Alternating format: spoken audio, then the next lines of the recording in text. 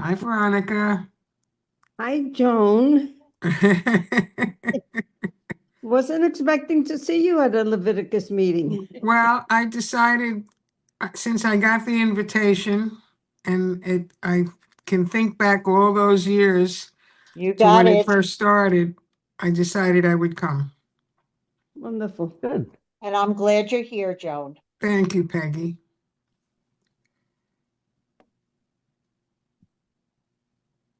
Scott and Rita, welcome. You're welcome to listen in on this meeting, for the entire time. Before we get to your part, it's completely up to you. I know you're both busy. Thanks for having us, Greg, and good morning, everyone. Good morning. Morning. Everyone.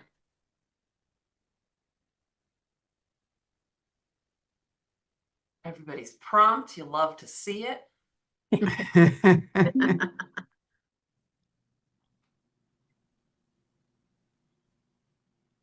All right, I'm going to go quiet now. I'm going to mute because it's, my shtick is to chat everybody up as they're coming into the green room, as it were. So I'm gonna let the principals take over. Okay.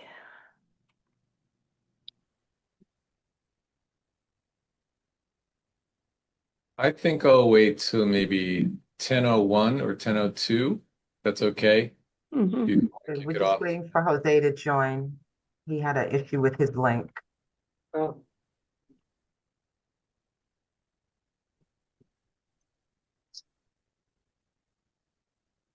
Hi there, Alex.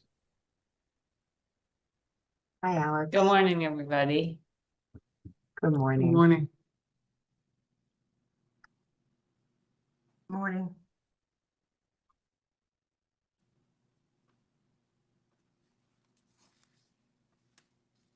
Just start in about another minute or so.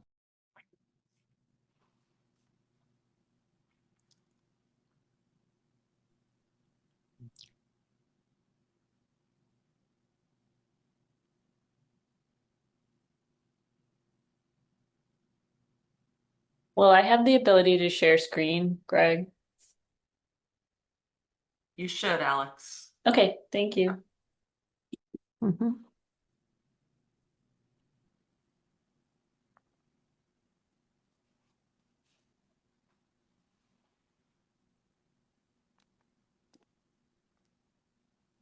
Okay, I think we can get started. So hello again and good morning, everyone. My name is Greg Marr. I'm the Executive Director of the Leviticus Fund. I'll be here 13 years this September. Wow.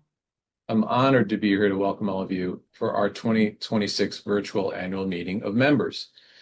Before we get started, some housekeeping. While our presenters are talking, all other participants' mics will be muted, but we do want to hear from you. So you can either use the chat feature built into Zoom, raise your hand to be called on, or if you prefer, you can send your questions by email to Denise McCrawford, and she'll pass them along to us. So without further ado, please join me in welcoming our board president, Sister Rosemary Jeffries.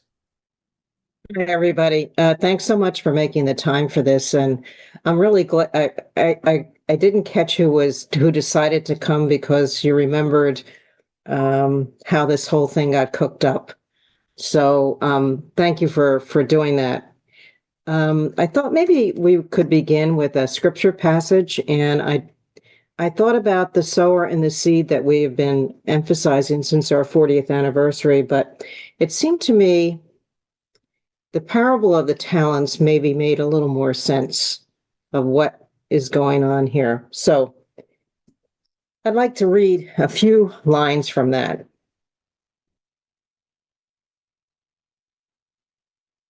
For it will be like a man going on a journey who called his servants and entrusted them with property. To one he gave 5 talents, to another 2, to another 1, each according to his ability. Then he went away. He who had received the 5 talents went at once and traded them and made 5 more talents. So also he who had 2 made 2 talents. But he who had received only one talent went and dug a ground and hid his master's money. And we all know the rest of that story. But I think what strikes me about that story as I read it today is that more than 40 years ago, 27 religious congregational leaders decided to take their money and invest it and start something new, which they really didn't necessarily totally understand what they were starting. But what that has wrought in these past 40 some years is really remarkable. And so I want to say, first of all, thanks to the staff that really continues that vision of continuing to invest. I want to thank all the members who are here with us today, some old, some new, that are continuing to allow this investment, taking our talents and investing them instead of hiding them or burying them. Let us celebrate that today as members together, and let us take up how we can be responsible for encouraging others, possibly to invest their treasure and not hide it. Amen. And now it's back to Greg.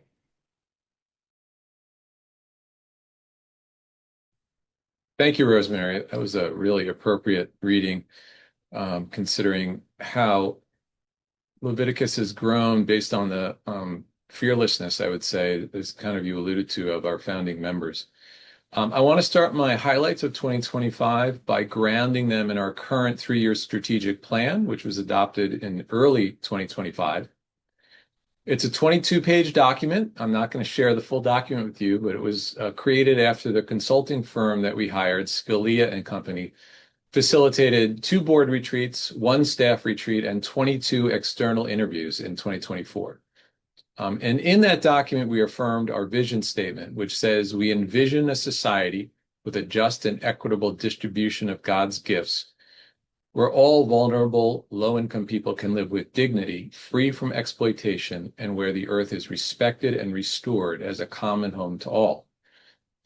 And the plan is grounded in our mission statement, which reads, the Leviticus 25-23 Alternative Fund is rooted in faith and the call for economic justice.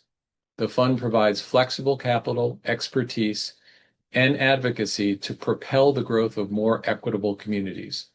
Leviticus creates opportunities for vulnerable, low-income people, especially those harmed by systemic racial and ethnic discrimination, to thrive and live with dignity. In the plan, we also stated that we are called to live our values as we grow by being grounded in economic and social justice, a broad-based community development support organization, flexible, creative, and delivering economic value, a listening organization, a learning organization, and faithful to the gospel in a humble, down-to-earth way. And that last bullet point is taken from the founding vision statement for the Leviticus Fund from 1982. So the strategic plan established 4 priorities and goals. I'll mention each one now and share briefly some of what we did in 2025 toward achievement of those goals and priorities. The first area is programs, and what the plan says is that by the end of 2027, again, it's a 3-year plan, Leviticus's core housing and community facility lending will remain in demand and high performing. At the same time, special lending programs continue to have traction and expand. And of course, as a reminder, when I think we actually the board approved this plan either the day before or the day after President Trump's election. So we weren't able to quite see what was on the horizon. But in terms of results on this area, our core work, I think, as you know, is making flexible loans to nonprofits who need our money to get a project started and or to reach completion or to make their operating period more stable. The Leviticus Fund is now firmly established as one of the most flexible, creative, affordable, and service-oriented nonprofit lenders in our region. Last year, we closed $72 million of loans, a record annual amount in our 43-year history. These loans will help create more than 2,000 total units of housing, including hundreds of supportive units for very low-income tenants experiencing chronic homelessness, persistent mental illness, or substance use disorder, as well as frail seniors, justice-involved individuals, and victims of domestic violence. We also continue to make community facility loans, one of which you'll hear about from our community investment spotlight speakers, as well as loans under our special lending programs, Project Start Fund, Stride, and the Gear Fund. Kevin McQueen, our lending director, will provide more detail during his report. The second area is place.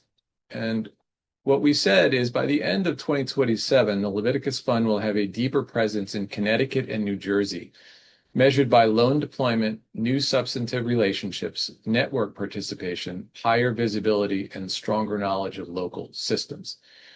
And what we did last year is in New Jersey, we identified and hired a consulting team to undertake a housing and community development landscape study in that state so we can better understand state funding programs, what other lenders are doing, the role of nonprofits in the state, and what role Leviticus might play to fill lending gaps.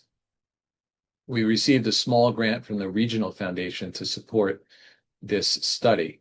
In Connecticut, we have retained former employee Kayla Jeffrey, who is a Connecticut resident, to help us understand and build new relationships in the state on a number of fronts. And we received a small grant from Wells Fargo to support this effort. The third area is impact. And what we said there is by the end of 2027, Leviticus Fund's approach to impact measurement has expanded from compliance and some measurement to learning and more informative measurement.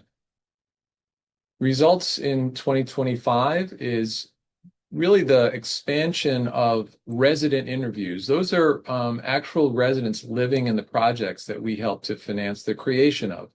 So we really, under Brian Gursky's leadership, who is our compliance and impact measurement senior director, we did groundwork last year to expand how we do those interviews and also to expand the number of projects that we're visiting for these resident discussions. That new work has started to unfold this year, so we are making progress into 2026. Brian also led with really many staff providing input, the creation of a draft metric scorecard that will help us guide or will guide us toward a better understanding of the potential impacts of our core lending work.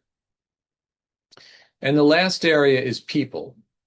And what we said there is by the end of 2027, Leviticus Fund is an appropriately structured organization with skilled and diversified staff who meet our commitment to delivering high-quality service to our partners and customers and providing skill-building opportunities for our employees. Some of the results there in 2025 is that we have expanded to a staff now of 19. We were staff of 4 when I started in 2013. And we made 5 new hires in 2025. Brian Gursky and Pam Amos replaced retiring staff members, and Camelia Lejeune, Giovanna Platina Phipps, and Enrique Caballero filled new positions. And Leviticus developed a basic onboarding plan for each staff member. We also internally discuss, often during a staff meeting or a loan pipeline meeting, when we debate what role we can or should play in a project, how staff can incorporate our values into our work, how that translates into a level of risk we find acceptable, and how that risk may be mitigated in ways that are undervalued by traditional lenders. We also undertook an organization-wide functional analysis with the assistance of 2 consultants that mapped current and projected internal functions at Leviticus. This task was fully completed last year, resulting in a new organizational chart and a new position titling system.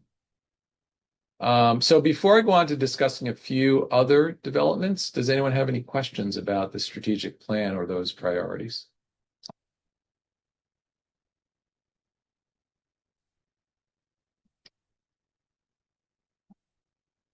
Okay, so I'd like to briefly touch on the actions of the administration in Washington and how it is impacting and has impacted our work. In late 2025, the federal government sought to lay off all of the staff of the CDFI fund. The CDFI fund is a division of the U.S. Treasury Department. It was started in 1994, and it's really been the place where we've been able to go and apply for and receive large grants to grow the fund. These are very competitive applications, so we don't always succeed. But there are now close to 1,500 CDFIs in the United States. That's a certification that you receive from the CDFI fund, which allows you to apply for these programs. So in response to this attempt to lay off the entire staff, and I think as an indication of how strong bipartisan support is for the fund, 120 Republican legislators in the Senate and House sent a Republican-only letter to the administration supporting the program. And as part of the agreement to reopen the government, all layoff notices were rescinded. So that was a real positive development.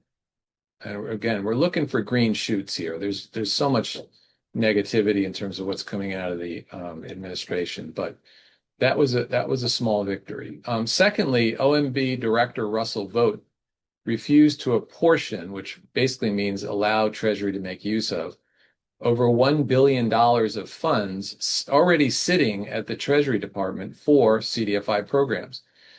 And with the leadership of Jennifer Molinoff from Leviticus Compliance and Impact Team, we visited with Republican legislators locally and in Washington to advocate for the release of these funds. In March of this year, the White House did direct Director Vogt to apportion $289 million, a first victory. But we are advocating for release of all the funds. The lack of access to these grant funds is putting pressure on our capital, to be quite honest, because we still, and despite closing $72 million of loans last year, we still have over $100 million of loan requests that are pending from nonprofits.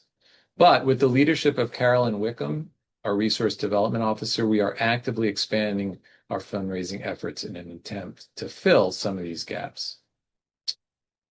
As mentioned last year, the greenhouse gas reduction funds, which was part of the IRA law passed during the Biden administration, were not allocated based on the EPA's whimsical freeze of those funds, some of which funds were to flow to the Leviticus Fund. The legality of that freeze and the attempted rollback is stuck in the courts, and which could take years to be litigated. However, Leviticus continued its green lending using an $18 million loan from the New York Green Bank. On another front, the Leviticus Fund and I were honored in November of last year at the Dominican Sisters of Hope in Austin by the Center at Mariandale. It was a wonderful evening with several board members and Leviticus staff in attendance, and a testament to the amazing journey the Leviticus Fund has traveled and the valuable work that we do. As Sister Rosemary said, we remain grateful for all the support you've provided and still provide to the Leviticus Fund through your membership and your legacy fund contributions. It's a sign to all our stakeholders that you continue to help us carry out the mission started in 1983. Your examples of service over so many years animate us to work hard, to not give up, to not lose hope. So thank you very much. Be happy to answer any questions that you have.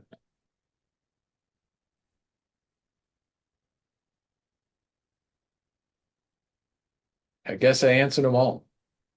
Greg, I wanted to say one thing. with regard to what's going on at the federal level, some of us got together at our last board retreat, Sister Ellen Rita in particular, and myself and Jennifer met with Greg, and we've been trying to make sure that any of our justice arms in our various congregations are aware of the issue. And so I believe Jennifer was sending some information to them, and we've involved some of the other congregational leaders that do justice work for us to try to activate as many of our sisters, associates, and friends that can exert some pressure both on their elected representatives who possibly can get the White House to move along and release the funds. I don't know whether, Ellen Rita, you want to say anything else there or not? Yeah, go ahead. We were able to send out flyers for the meeting where all our justice promoters from LCWR, which is the entire country, and communicators and one leadership person. They had a meeting 2 weeks ago in St. Louis. We tried circulating it, both flyer hard copy, and we're still trying to get it out to everybody electronically. So that one page, I think, will help alert people, but we need everybody's attention to see if it was received. You know, we had it out there. We just don't know if anyone followed up when they got home. They were tired. They met all day until 8 o'clock at night. So they need a reminder.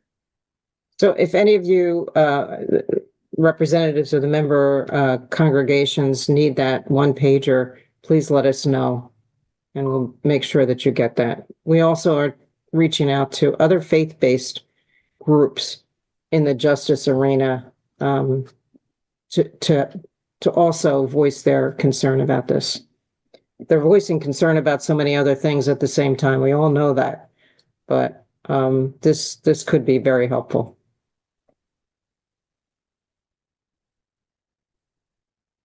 Well, we're about 5 minutes ahead of schedule, so if anyone does have any questions about anything that I reported or what Sister Rosemary and Sister Ellen Rita just reported, feel free.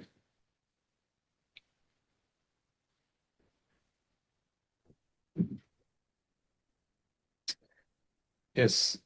Good morning. I'm Kathleen Phelan. I'm a Cincinnati Dominican from Wisconsin. We're still out here, another time zone, but we're here. And the Cincinnati Dominicans have been a part of Leviticus since 1990. We were like the second tier, it's through our alternative investment committee. But when we meet, I'm often asked, well, why do we still need to give so much to Leviticus when they're so big? You've grown so much over the years. I served on committees and on boards when I lived in the East and loved it. But anyway, I would be helpful to me if you could maybe explain a little bit more about how sister congregations who maybe have, I think we have our max of $55,000 invested in Leviticus and are proud to have that for all these years. But how is that impactful in the big schema of all that you're doing? There I see you, Greg. Thank you. Sure. And by the way, Sister Kathleen, I've looked back at old meeting minutes when years ago, and I saw your name many times. So there's several thoughts that come to mind. One is, as I said at the end of my remarks, I think an investment of any size by a religious community makes a real statement. What I found in 12 and a half years of work, I mean, I went to Catholic school from first grade to the end of law school, seamlessly in 4 different Catholic schools. But I've learned a whole, and I was educated by Spark Hill Dominicans, just so you know that. But I've learned a whole lot about the broader Catholic Church and where some of the real moral power lives through this experience at Leviticus. And I've come to also know that there are hundreds of thousands of Americans who were touched by that and are now very, very successful. And having a community and a series of communities investing in Leviticus speaks to them, I think, very, very powerfully. So separate from a dollar amount, and I see this all the time, opening doors of listening and respect and, in a sense, deference to the work that the sisters have done, the action, getting right down to the work. That's number one. Number two is because a member investment is equity-like, right? It's a subordinate loan. It allows us to actually leverage additional capital into the organization because outside providers of senior debt will look at our net assets, but also our member equity amount, especially, of course, in the legacy fund, because then it is part of the net assets, and be comfortable lending us money. And that's, where we get the resources we need to make these larger loans. And in addition, we're recycling the capital too. It's a very powerful model because we're not a raise to spend service providing charity. We actually receive money now where it's not only the first time out it does good, but all the times in the future it will recycle its funding other loans to other projects. And this is the argument that we make to the federal government. It's a very efficient use of taxpayer money, and it's a very efficient use of your money because it's helping us fund these loans. The amount is important, but it's not the only thing. So I hope that, answers your question somewhat.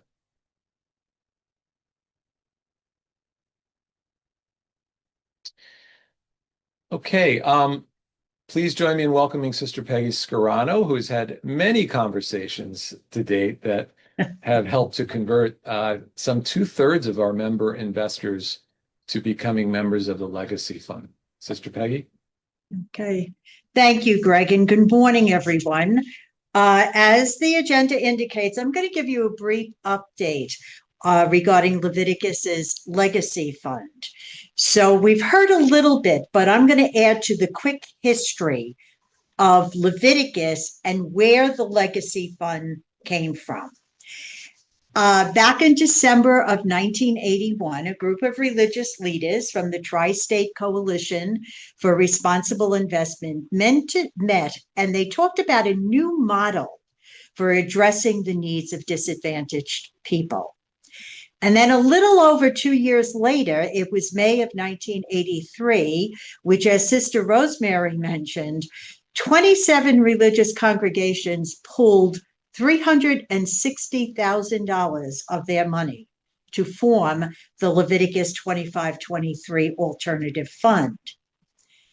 And 4 decades later, as Leviticus celebrated its 40th anniversary, it was the members of the board of directors, it came from the executive committee, they began to extend an invitation to many of our early supporters, many of you on at this annual meeting, to convert your investment to a donation to what became known as the Legacy Fund. And we all know what the word legacy means. It's leaving your legacy to the Leviticus Fund. And its purpose to multiply Leviticus's mission impact. So what is it? It's a permanently restricted fund used exclusively for lending capital. It never gets spent down. It's given out in loans, it comes back, and it keeps revolving into communities in need into perpetuity. So it also serves as a dollar-to-dollar match when we're applying for capital and to leverage additional borrowing from various sources. Simply put, the donations to the Legacy Fund enables Leviticus to continue to provide opportunities to relieve poverty, address economic injustice, and assist communities in needs, especially in these very challenging times. So know that you are making a difference in the lives of countless numbers of people. 2 things. The Legacy Fund received its first donation on Easter Monday of 2021. It was the Sisters of St. Dominic of Blauville, thank you, Sister Ellen Rita, who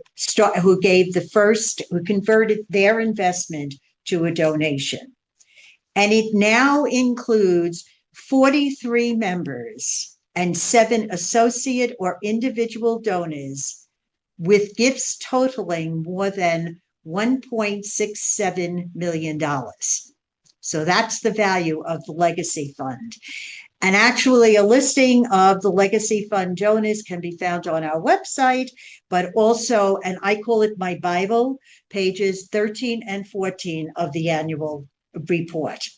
Okay, and those that are members of the Legacy Fund, they are highlighted both on the website and also in the annual report.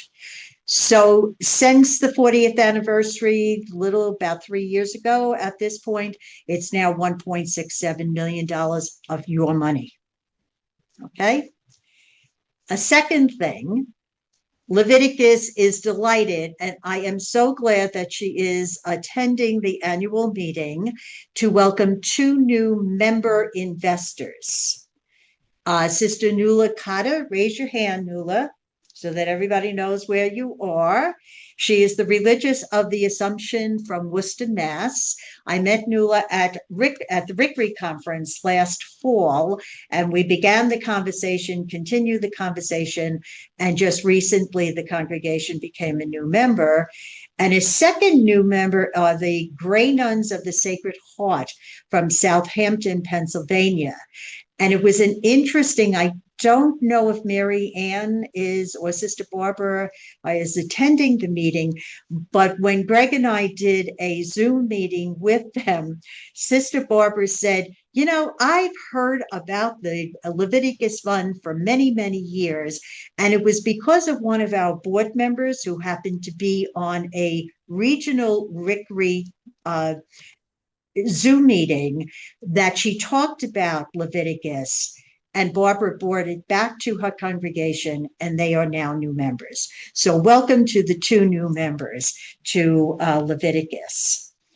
You know, on a personal note, it's been my privilege, as Greg said, I've been talking to many of you that are attending the annual meeting for the past 2 years, to meet you in person at LCWR, Rickery, inviting you to consider the donation, answering your questions. And I think a few of you know that many times you asked me a question and my answer was, I will get back to you, hung up with you, or called the office, got the answer, and called you back. So it really has been a privilege. And extending Leviticus's gratitude for your ongoing support. So thank you for enriching my personal life and stuff. So I'm going to stop here. I do have a little ending, but does anybody have any questions about the Legacy Fund?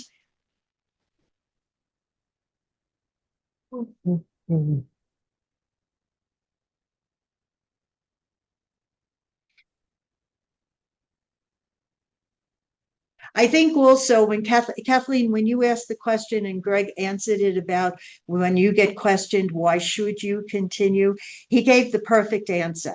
It really says to anyone that we are trying to borrow money from that our member investors are invested and believe in the mission of Leviticus from, you know, the get-go way back in 1981 when the group came together and said, okay, and pulled 360,000, and Jose will be giving the finance report. So you'll see how much money is in the fund right now and just keeps revolving and helping folks.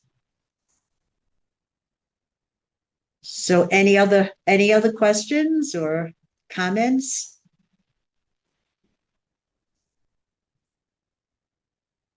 So I would just like to end with, before my time is up, I would just like to end by sharing Leviticus's vision statement with you.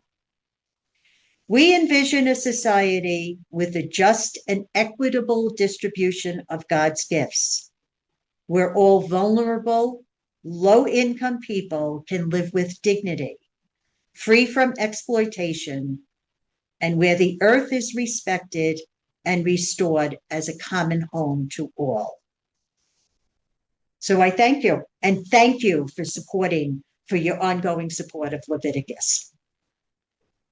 Thank you so much, Peggy, and thank you again for your tireless work on the Legacy Fund. It's really appreciated. I wanted to go to the next agenda item in our meeting, which is to announce the election results. And I'm pleased to announce that all items were approved. The re-election of 2 board members, Sister Peggy and Joe Riley, and the election of 3 new board members, Shelley Cleary, Kristen Anderson, and Daniel Liberty, as well as 2 amendments to our bylaws. So thank all of you and your communities for sending in the proxies, and we really appreciate you doing that, and it allows us to keep our board members in place and elect new ones and make changes to the organizational documents as needed. Before I introduce Kevin, I just want to remind you, I think you know this, we're not meeting in person because we believe that Zoom, which is, I guess, a poor substitute for 3-dimensional conversation, but that allows us to have more of you involved. You can still join the conversation by putting a question in the chat or a comment. I see some of you have done that already. You can raise your hand in Zoom, or you can send an email to Denise, and her email address is in the chat. At this point, I'd like to introduce our Senior Director of Lending, Kevin McQueen, for the lending highlights of 2025. Good morning, everyone. I'm going to share my screen here. Hope everyone can see that.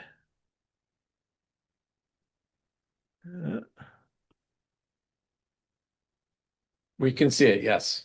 Great. So this is a review of our lending activity for 2025. Greg has already shared some of those results. I'll just start here with a trend for the past 5 years. As you can see that we have been on a very aggressive growth trajectory. In 2024, in terms of our commitments, which is the blue line, that was a banner year. Commitments were down a bit in 2025, but that was a good result because we had worked really hard for 2024, and we don't want to burn through all the capital at one time. And so slight decline in disbursement in commitments in 2025, but as you can see, disbursements continue to grow, and it's an indication of how much we need capital and be able to find additional resources. Just quick results, as Greg pointed out, we had a banner year in terms of closings because we had done so well in 2024.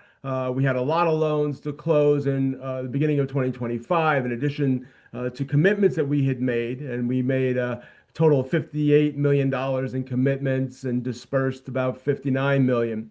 That comes to roughly, when we look at our commitments to the total amount of the capital that went into different projects. If you look at this chart over on the far right, total development costs, roughly of all of the projects that we financed in 2025, $1.1 billion. And we roughly were able to create almost a 20-to-1 leverage. So for every dollar of capital that we committed, there was $20 of development costs that came into existence because of our work. We think that's an important metric for what we're doing. Just want to highlight a couple of examples, and as Greg pointed out, one of our goals in our current strategic plan is to really not overlook smaller transactions. We do a lot of very large, our total lending limit right now is for individual transactions around $6 million. We're often participating in loans in the range of 15, 20, more than $20 million. But it's those smaller loans that will have an impact that is significant, particularly in terms of being able to make projects happen that may not have been able to take place without our dollars. One example is a very small loan, $157,000 that we made to enable a group of designers to create some new public space at a public housing project in Manhattan called the Lillian Wald Homes. As you can see by the picture on the right, it was just really a reimagining of how space could be used to create better interaction among residents and provide a little bit of beauty in projects. Again, small transaction for us, but very impactful. Another example is a project, one of our regular lending partners, Riseboro Community Partnership, needed to be able to repair a building that had been damaged by fire well over a decade ago. It took them a long time to put together the right set of financing in order to get this project back to a useful state.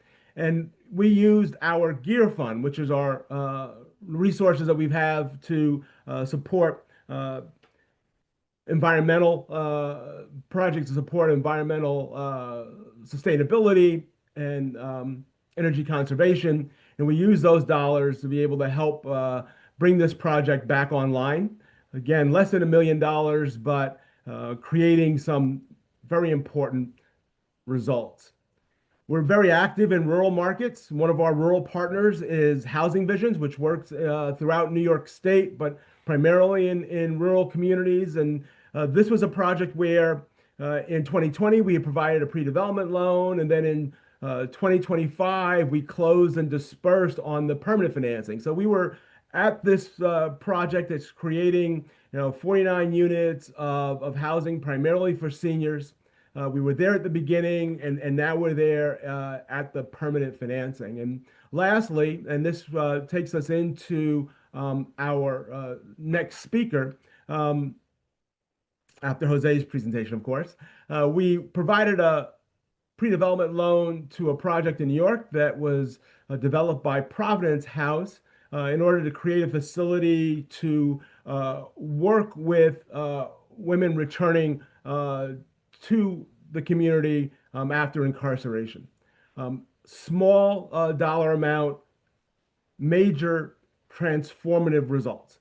So again, keeping with our strategic plan in being able to make small loans while we're also making the larger loans, I think we're showing how well your capital is being used and the results that it's creating. So with that, I'll turn it back over to Greg. Thank you very much, Kevin. Are there any questions about these projects or any of the lending that we did? Again, it was significant, almost $73 million of closed loans last year. But we wanted to give you just, as Kevin did, a little bit more detail on several of these projects. Does anyone have any questions about our lending last year?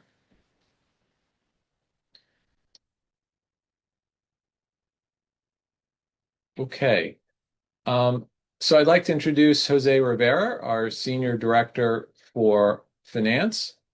And he's going to give you an overview of a financial overview for 2025. Jose.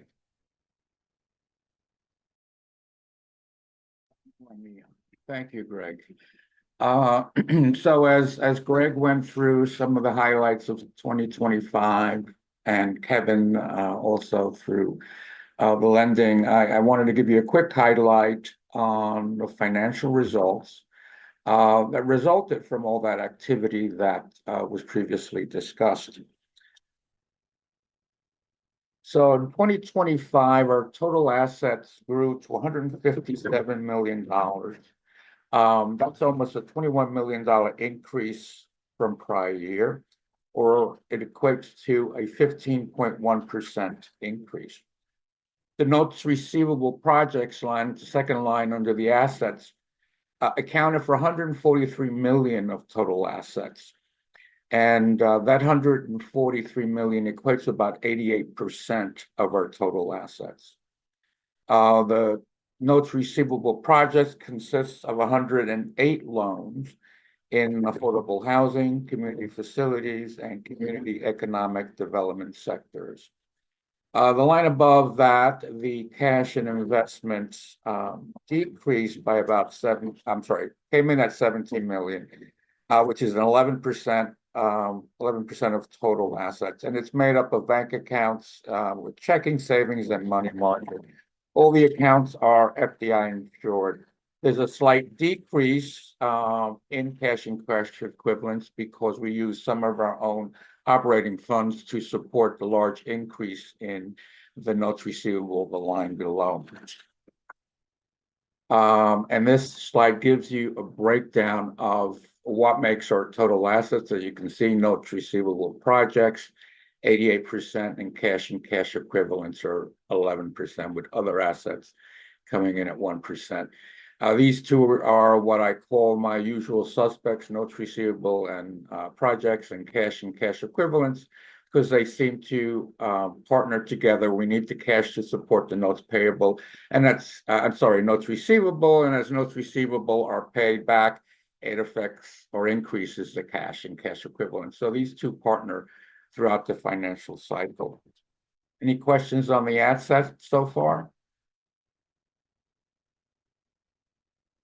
Okay, our total liabilities totaled $109 million in 2025. That's an increase of $18 million from prior year. The notes liability section, which includes funding from partners, associates, members, and EQ2s, accounted for the total increase. So this is where all of the increase in the liability account came from. And it's as a result of us accessing new facilities that were available to Leviticus to support, along with the cash and cash equivalents, to support the funding of loans. Sorry, I'm bouncing around here. The partner notes payable accounted for 77% of the total liabilities and are the largest piece of the pie. The partners category consists of credit facilities issued by banks, the CDFI fund, and other non-bank financial institutions. Associates accounted for 10% of total liabilities and are made up of investments by individuals and organizations. EQ2s are 9% of our total liabilities, and that category consists of bank loans offering long-term below market credit rate loans. Members accounted for 3% of the notes payable category. This is lower than in prior years. As Sister Peggy mentioned, there's been a reclass of what was previously considered a liability into a donation into the Legacy Fund. So it decreased our liability, which is a good thing when we present to funding sources. Our liabilities have decreased while our net assets have increased. So it's a swap from a liability to net asset category. So we've been able to, even though the liabilities have increased throughout the year, with your support and other mission-driven funding sources, we've been able to maintain an average cost of capital below market rates. At December 2025, the average cost of capital for Leviticus totaled 3.3%. There are a lot of higher facilities in there, but with the members at 2% rate and some at 0, we've been able to keep that cost of capital below market rate. Any questions on liabilities?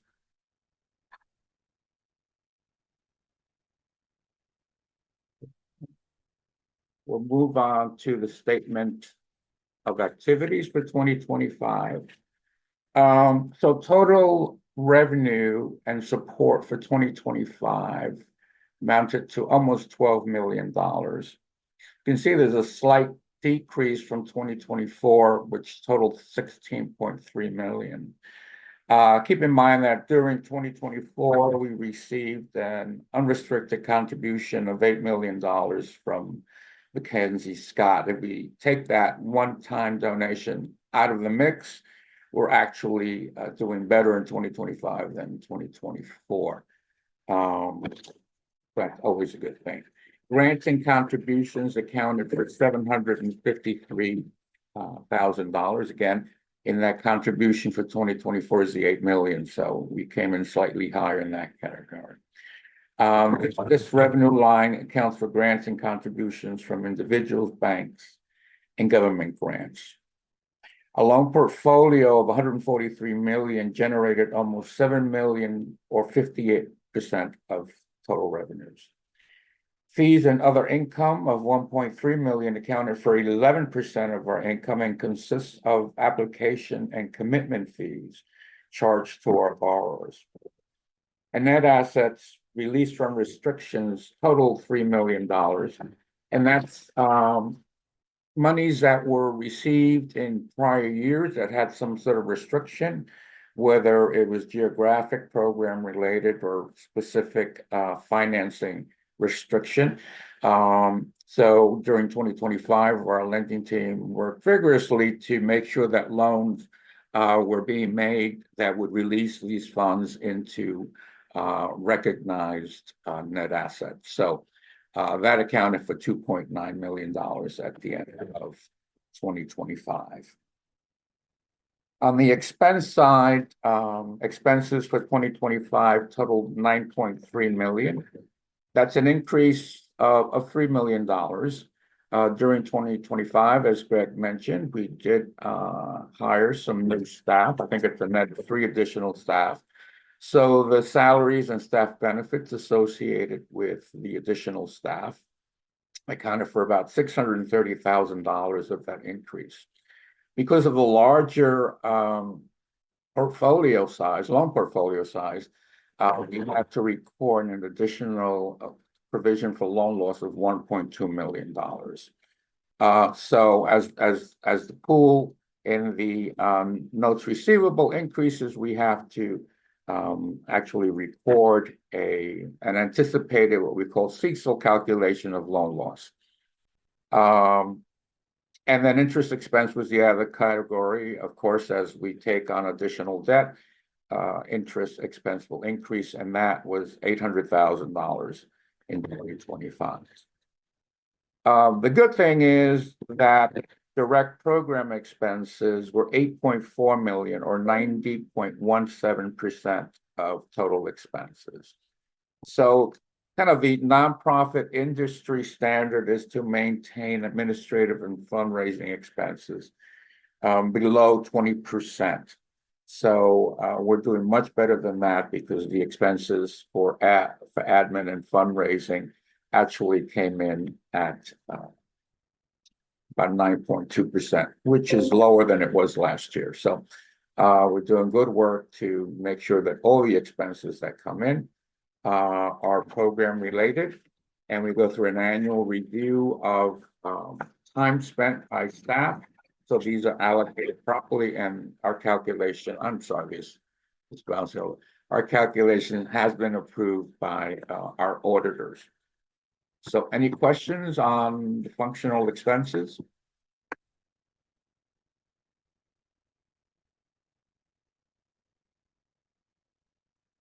Okay, in closing, I'll just say that we once again finished our audit in late February. It was a remotely performed audit, and we received a clean bill of health. So just want to make sure that I get that out. So even though all this activity is going on, all of our loans, payable, receivables have been confirmed and processed, and we've got a clean bill of health when it comes to the internal controls. Thanks so much, Jose. It's really important to look behind the curtain and see these numbers. And I know that this was higher level information, but I think I hope it was helpful. We're going to pivot significantly at this point. We have a community investment spotlight speakers in this case, two individuals who work for Providence House. Kevin told you a bit about the loan we made to them and a little bit about the project. I want to give you a little background on the organization. Providence House was founded 46 years ago, so slightly older than Leviticus, by four Sisters of St. Joseph to support women returning from incarceration and reuniting with their children. They began by renting a vacant convent, funding the operating costs through day jobs, and opening doors to women exiting prisons. Their dedication soon attracted volunteers, partners, and donated buildings. As homelessness in New York City grew, Providence House expanded to include transitional shelters for mothers and children, with professional staff to manage the effort. In the 2010s, the organization began converting abandoned properties into permanent supportive housing for those affected by chronic homelessness, mental illness, and other challenges. Today, Providence House operates in 8 locations across Brooklyn, serving over 600 people annually while maintaining its founding values of hospitality, compassion, community, and nonviolence. As Kevin noted, we made a loan to Providence House, a $500,000 unsecured loan, which I will say not a lot of loan funds are willing to do that, but Leviticus is. The loan proceeds paid for pre-construction costs associated with their development of a Department of Homeless Services purpose-built nonprofit-owned shelter. That means that the shelter was actually designed to be a shelter, which is why it's called purpose-built. The shelter will serve women and gender nonconforming individuals experiencing both homelessness and involvement with the legal system. It will house 85 individuals at a time, along with office space for Providence House administrative staff, a reception area, and a community gathering room. We have Rita and Scott here from Providence House to tell you more about this project and the organization. Rita and Scott, I'll turn it over to you. Good morning, and thank you for having us. My name is Rita Tedonio. I'm the interim director at Providence House for the moment. My regular job is the chief program officer. I'm a licensed clinical social worker by trade. Well, I was going to tell you a little bit about our history, and I think I will come back to it just a little bit, even though it might be redundant from what Greg said. In 1978, Sister Elaine Roulet was up in Bedford Prison.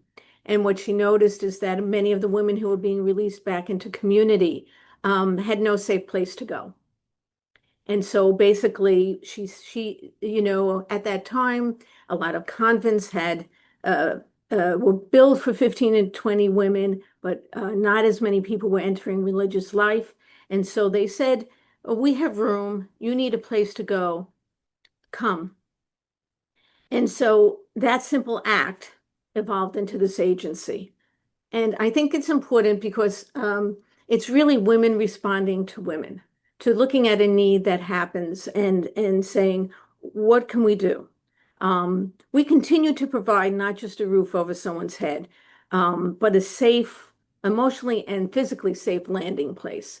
I think what was so powerful in the beginning of our roots is that the sisters lived with the women. And I cannot tell you how many stories I've heard of women coming from prison being amazed that sisters would trust them to live in their home and live beside them. And they learned so much about community. And so we strive to continue that. We provide a place where women can explore how they got to this point in their lives, what they would like the trajectory of their lives to be in the future, and how to make that happen. The Sisters Legacy has expanded into this agency, which is trauma-informed, gender responsive, and person-centered. And that's embedded in all of our programs. As Greg said, we have 4 main programs: permanent supportive housing, a traditional type of family shelter for women and their families, a small transitional shelter for young women who were kind of aging out of foster home who found themselves pregnant and have a young child. And our Women's Justice Program, which serves women released from prison who were on Rikers Island waiting unconvicted for their judicial hearings. And what we've done is we've taken them off so that they're waiting with us as opposed to being in prison and in jail. And I'm proud to say that for the past 5 years, we've maintained about 97% of the women who complete our program have no new arrests for 2 years out. We don't really follow them for longer than 2 years out. Many of them come back for Christmas and Thanksgiving, but we formally monitor their arrests in the 2 years after us. I could give you more statistics, but I know that probably somebody's story would be more interesting to you. So I want to talk to you about Sharon. Sharon came to us after 24 years in prison. When she went into prison, they were using tokens, and when she came out, they were using Metro cards. You can only imagine the mind trying to absorb how this world has changed and trying to figure out how to catch up. She also came to us what we eventually found out was cancer, untreated cancer. So we helped her reintegrate into the community. We did travel training. We caught up with phones, cell phones, how to navigate into the community. We got her a library card because she's an avid reader. And most importantly, we connected her with a primary care doctor, and eventually we would accompany her when she went for her treatments. Sharon is now cancer-free, and she lives in one of our supportive housing buildings as a low-income tenant, not as a supportive housing tenant. But she's a great role model and support for many of our tenants who are living with mental illness.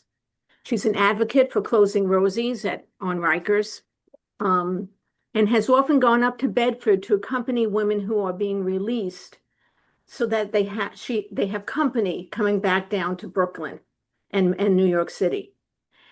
Perhaps most importantly, we've worked with her to reconnect her with her children, who were all grown up when she was released and from whom she was estranged.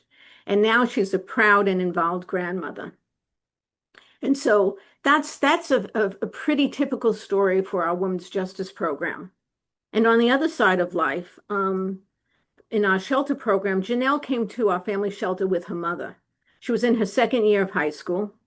She was bright, but getting into trouble and not getting the grades she was capable of due to a trauma history. And I know these stories are probably familiar with you. She had difficulty concentrating and was easily triggered as a result of a family history of domestic violence. Through our creative arts program, which focuses on helping express the memories and feelings she was suppressing, as well as the groups which teach emotion management skills, she was able to pull her grades up and graduate with a scholarship to Fayetteville State University. I'm happy to say that this May she's completed her third year of college. She's studying to be an early childhood teacher. And Janelle always comes back in June because in June, in our shelter, we have a kind of like a graduation event for elementary school and high school students moving up. And she comes back to tell her story so they feel encouraged and know that we're not just saying you could do it. She's a testimony that you can do better. She will be the first person in her family to ever graduate college. And one of the things I love about working at Providence House is that very fact that helping these women, the good work ripples out and touches so many other lives, just as what your fund does for us. And Scott's going to talk about precisely how you're helping us expand our program. Hi, everyone. Oh, there you are. I'm here. Scott Stepp, Director of Housing Development at Providence House. And I would like to just share my screen now so you can see the thing. It's Having a little trouble hearing you, Scott. Can make it out, but the volume is low. Okay. Let me see what I can do. I'm sorry, y'all. Let me change microphones.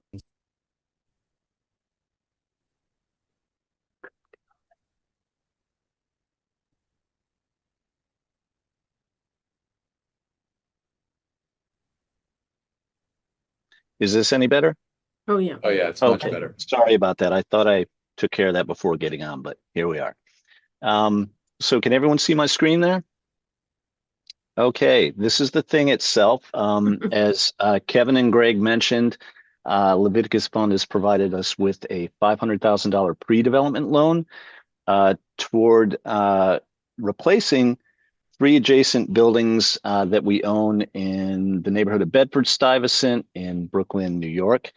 And the 2 buildings on the left, these 2 are 699 and 701 Lexington. Right now, those are being used as part of our women's justice program. They're housing 25 women in individual bedrooms and shared common spaces.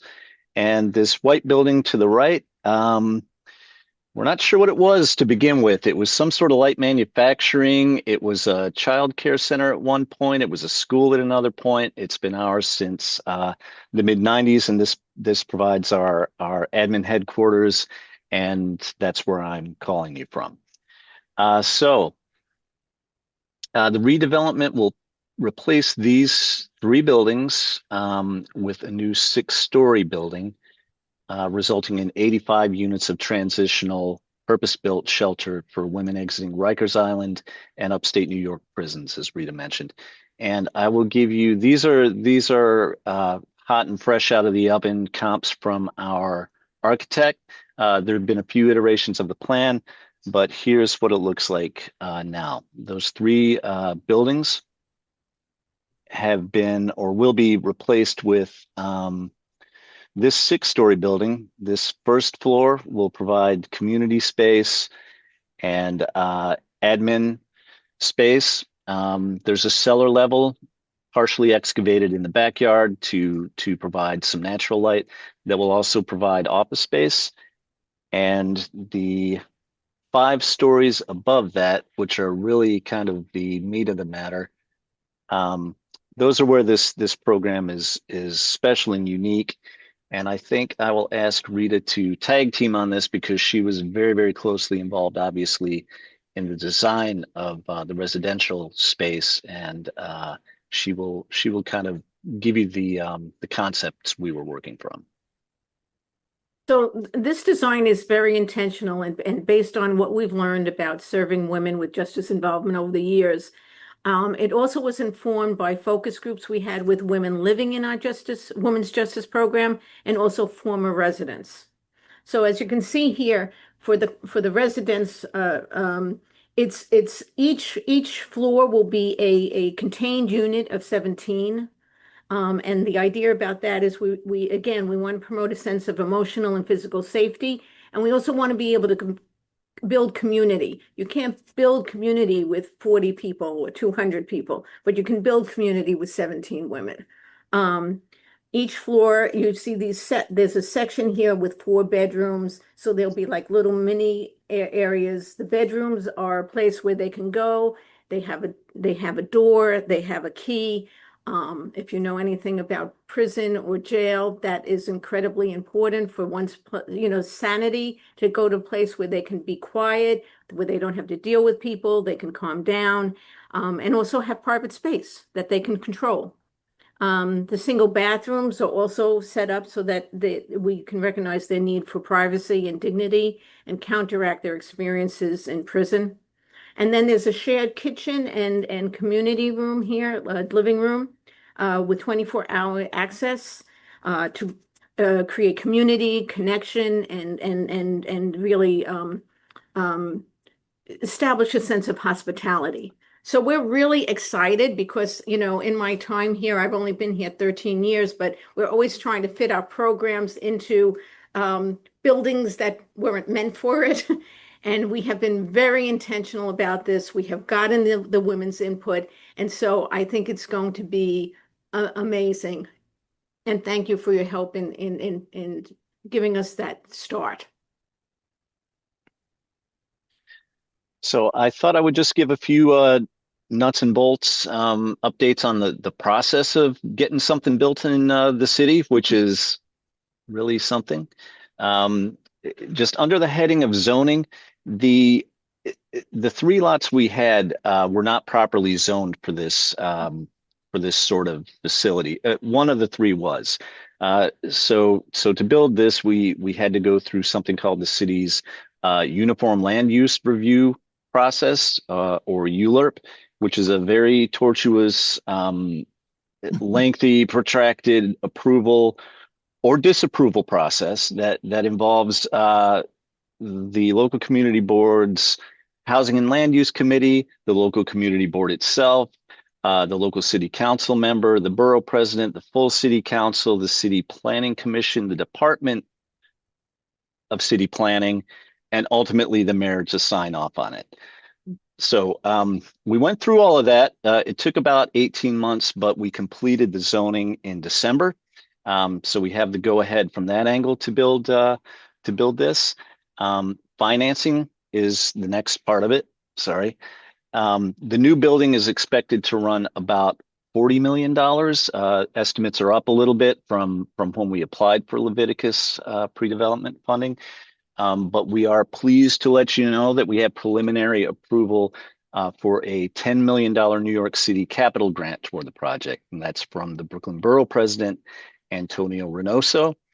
There's the possibility that we might get an additional $2 million from the borough president, another $1 million from the city council member, but we're kind of in the process now of acquiring as much capital as we can to put into the process and negotiating the remainder of the capital financing through the Department of Homeless Services, who will provide us with a 30-year debt service agreement.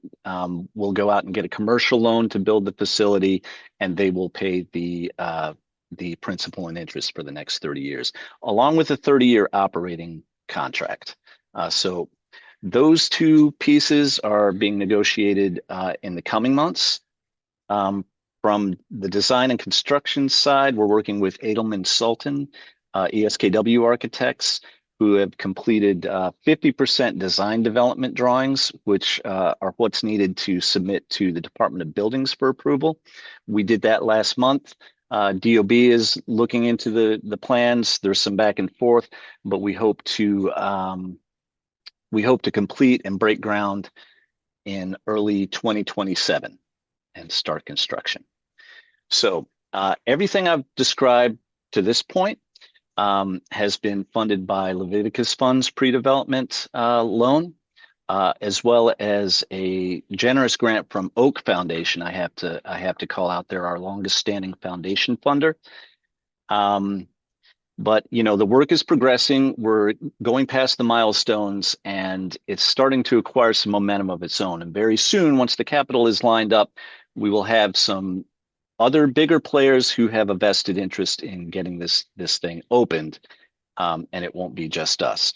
But I was very touched by Sister Rosemary, your opening reflection, which underlined the necessity of starting the journey before you really know what the path looks like. And that resonates with us as Providence at Providence House, particularly with this project, because we have 50 years of experience serving people at a very vulnerable juncture where things can go very well for them or very poorly, and we know what works. And here is an opportunity to make it permanent, as permanent as anything in New York City is, but it will cement the program for a few generations. So somebody had to go first on that, and we're very grateful that Leviticus Fund was there, gave us the early green light on this pre-development funding, and it's a decision that's going to have resonance for a number of decades and for probably thousands of people ultimately. So thank you all, and we will be in touch and keeping you updated throughout the process. And I'll get you updated visuals because these are changing as we go along. Thank you so much, Rita and Scott. That was a great tag team presentation.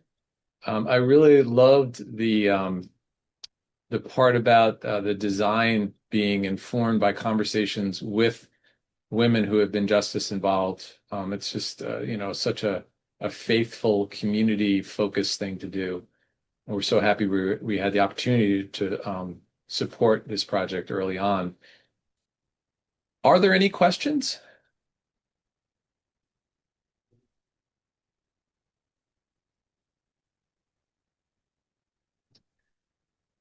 Okay. So we'll move to the last, or close to the last agenda item, which is we are thrilled to present this year's Cornerstone Award to the Friends Center for Children, a nonprofit based in New Haven, Connecticut, and Alex Schiavone, its executive director. Simply put, Alex is a force of nature, and I knew it as soon as I met her 2 years ago. But thankfully, she's a force for good and a visionary. She has built the Friends Center for Children, founded in the year 2000, into a multifaceted child care providing nonprofit that has become a regional and a national model. It's tough, in my opinion, from what I've seen in my career, it's tough to grow a locally based nonprofit child care center into a strong organization, especially financially. As I like to say, those little kids don't generate any revenue and they don't pay any rent. They're all expense. Yet Alex has managed through determination and leadership to create a powerful model with staff that serve these children in a beautiful environment. For the Leviticus Fund, it was a privilege to make a $2.6 million permanent loan in 2025 to Friends Center's Flint Street Child Care Center in New Haven to help them lower the overall cost of their project, sending more funds to their bottom line. As the award plaque states, we gave Alex and the Friends Center the 2026 Cornerstone Award for, quote, creating a visionary ecosystem of policy advocacy, teacher housing, and childcare space for children of low-income families. So at this point, I'd like to turn the meeting over to Alex so she can tell us more about her remarkable work. Alex? Thank you, Greg. You can all hear me okay? Yes. I just want to, it's such an honor to receive the Cornerstone Award. This is just a visual of one of our buildings. And I just want to say I don't take it lightly what it means to be recognized by you all, whose mission is rooted in justice, in the belief that the way we treat really the most vulnerable among us is a measure of who we are. We agree with that completely at Friends Center. This is a photo of our staff, and I believe this award belongs to the Friends Center for Children community, the folks who show up every day for the children and families in New Haven.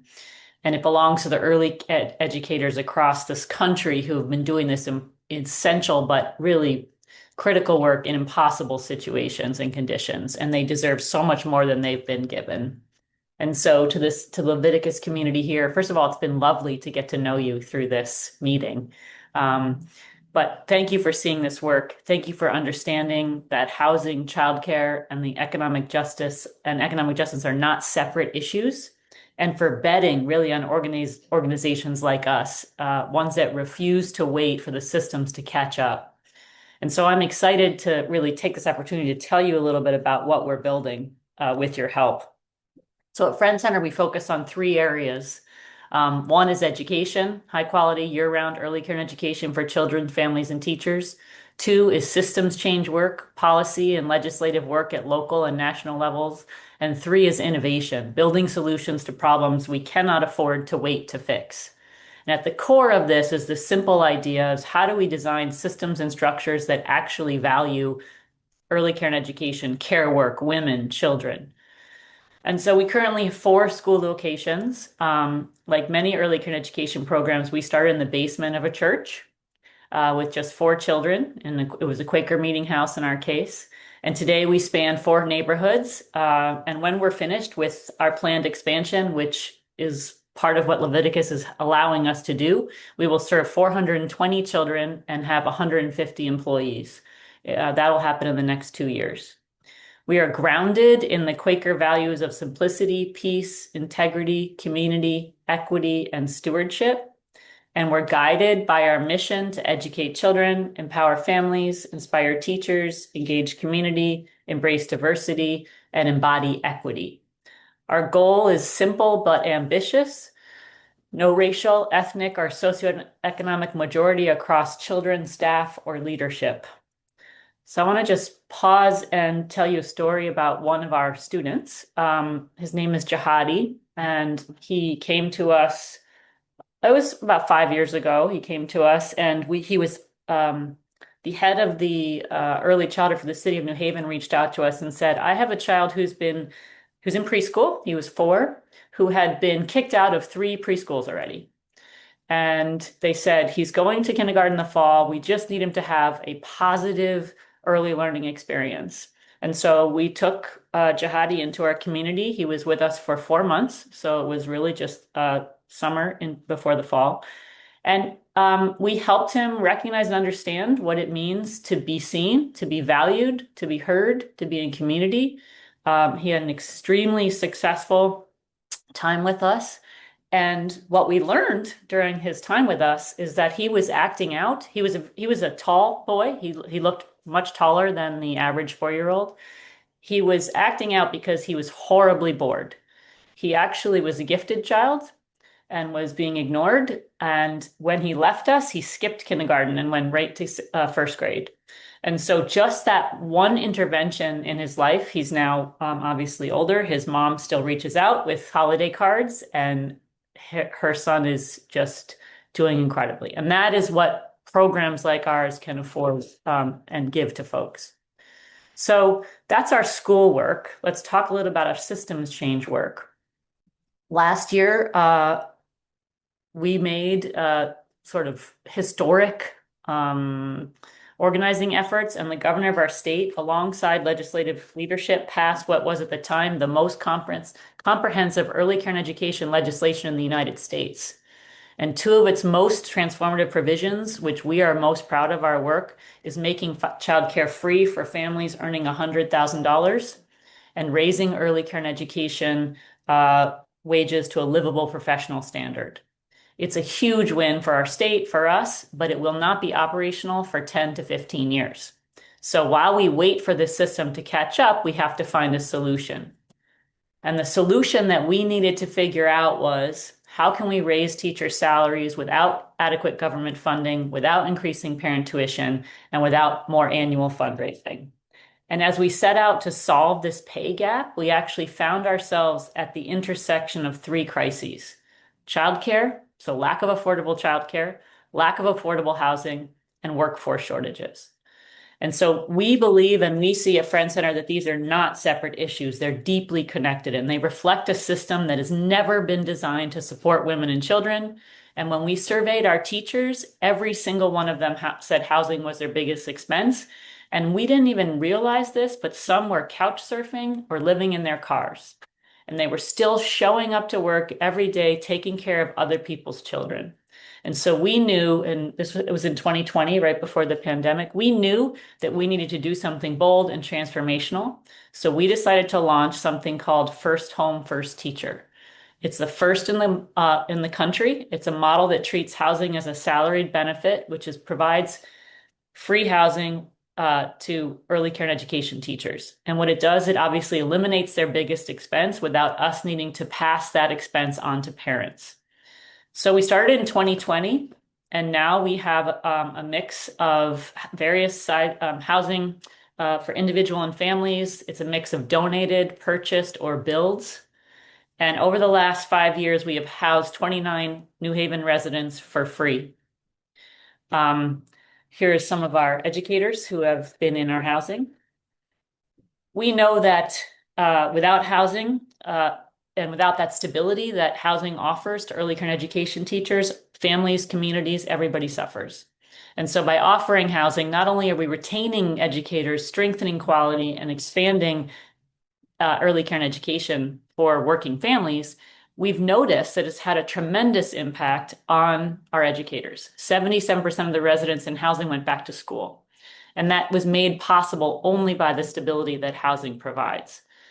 And so the other thing that we've recognized is that given the housing work that we're doing, we see an average immediate benefit increase of $23,000 for each person who's in housing. And as a program, then we save over $500,000 in salary savings every year. And so exciting thing, this is what Greg was talking about, is that this work is now scaling nationally. So we have other communities who have adopted and are doing our model. And we know that at scale, the impact compounds. So housing leads to higher teacher stability, leads to more educators, leads to more childcare access, leads to more families to work, which strengthens our economy. Right now, you may not know this, but our country loses $175 billion annually because we do not have an adequate 0 to 5 system. We believe we can do better, and with funding from Leviticus, we are able to do that. So I'm going to leave you just with a quote from one of our families. My son loves Friend Center. From the moment I drop him off in the morning, he runs to the window to see his friends. To the moment I pick him up, he is so excited to show me the toys he played with all day. His teachers are wonderful, thoughtful, caring, and knowing he is safe and happy means the world to me. He couldn't be in better hands. So thank you to the Leviticus Fund really for allowing us to do this work. It is not an understatement to say that we would be in a different place if we didn't have your support. So we appreciate it. Thank you so much, Alex. That was terrific. Sure. Just the scale of what you've been willing to take on and to try to push forward is just remarkable, and a testament to your leadership and your courage, because there's no guarantee. As Scott was saying on his presentation, there's no guarantee at the front end, like anything in life, that it's going to succeed. And I know it's all a work in progress as well. Yeah. So, well, thank you. Thank you for your support and for this honor. Well deserved. Are there any questions that anyone has for Alex while we have her?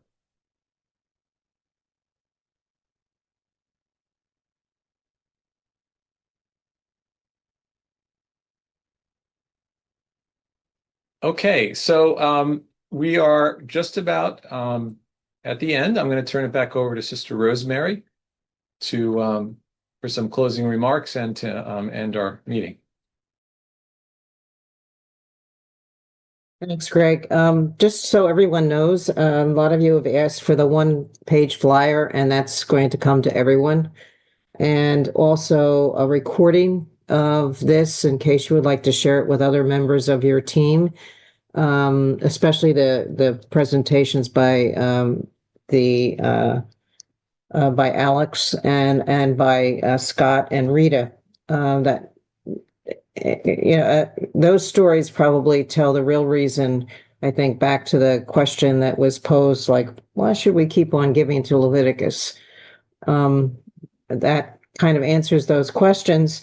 I think the other reason is your investment in Leviticus is an investment in, and it's your money is in perpetuity. It keeps on recycling.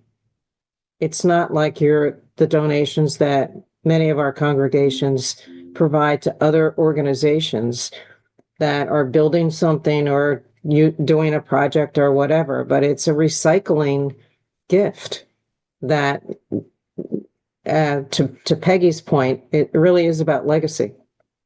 And the legacy keeps on going because the money keeps on recycling to provide funding for someone else's new vision of how to address issues that keep on coming up in our country. So I'm back to the parable that we started with and the talents, and we all know how the story goes. But at the end of the story, the master says, well, you made 5 talents, with the 5 talents. And the master says, well done, good and faithful servant. You've been faithful over a little. I will set you over much more. Enter into the joy of your master. So as we close out this meeting, recognizing the joy that we've been invited to because of not being fearful of investing, I hope that you continue to enjoy the rest of this Easter season, and that you might also enjoy the blessings of Pentecost. We could use the Holy Spirit in a lot of ways these days. So, Greg, did you have something else you wanted to say before we close off here? And thank you again for your presence with us. Yeah, no, nothing else from me. Okay. somebody else had something else in the chat. I just kind of read quickly, but the good news is you get actually early dismissal by about 3 minutes. So thank you again. Thank you, Bye, everybody. Enjoy the Thanks, rest everyone. of this summer day. Thank you. Right. Okay, Bye. Bye. Wonderful meeting. Thank you. Thanks so much. Thank you.